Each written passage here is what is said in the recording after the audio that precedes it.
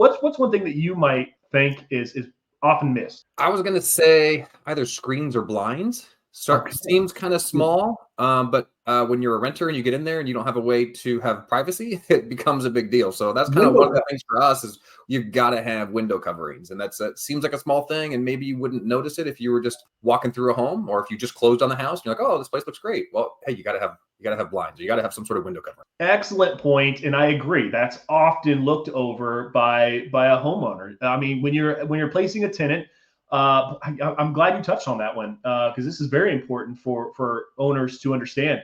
The tenant isn't expecting to provide window coverings for 20 windows, 15, 20 windows in your home that they may live in for a year. And it's not a major expense either. And also it can really improve the visual experience when a tenant's walking through the property, which is even more important for having it set up. Here I am. See, I mean, where this is going to extend.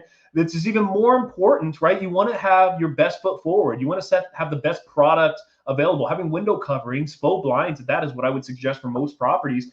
Not only does the tenant not expect to have to provide window coverings for your entire home that they may only live in for a month, but it's a much better visual experience, much better walkthrough experience for achieving a great quality tenant, which is what you're trying to achieve here, right? The other thing too on that, Chris, and this goes beyond really just the walkthrough, but that's something that if the average homeowner may miss, the average renter may miss too when they're doing a walkthrough of the home, only to find out after they move in. And then now you've got like a first impression of an angry tenant asking for or arguing for window treatments, because like you said, they may live there for a year. They're not going to want to put window treatments on your home. So this is, again, setting yourself up for success for a happy tenant, because we both know happy tenants are better tenants. They're better paying. They stay longer. So this is kind of bleeds into the move in and having a good first experience. If you go in there, you didn't notice it when you walk through, it's like, oh, geez, I don't have any window coverings on my master bedroom. Now that's a problem.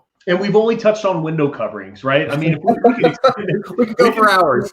Yes, we can keep going, and I'm going to try and keep us on task here, but I have to, when you make these points, I have to speak to them. And you're absolutely right. We're trying to set off the best first impression with not only securing the tenant, but you're right. They may miss it. The tenant may miss it also, and they move in and it's like, oh, wait, I don't have any blinds. And I can't stress it enough. Setting that relationship off great from the get-go is good for all parties involved, even more so for the owner, because in my experience, a happy tenant interaction within the first 30 days of them moving in absolutely correlates and translates into them submitting frivolous maintenance requests along their entire stay.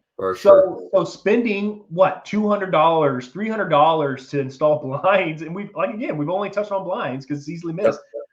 Is so important for saving you money in the long-term relationship with this tenant. So that's it. I'm cutting this. I'm sending it to all owners. They all have to know this. We're only in class 1.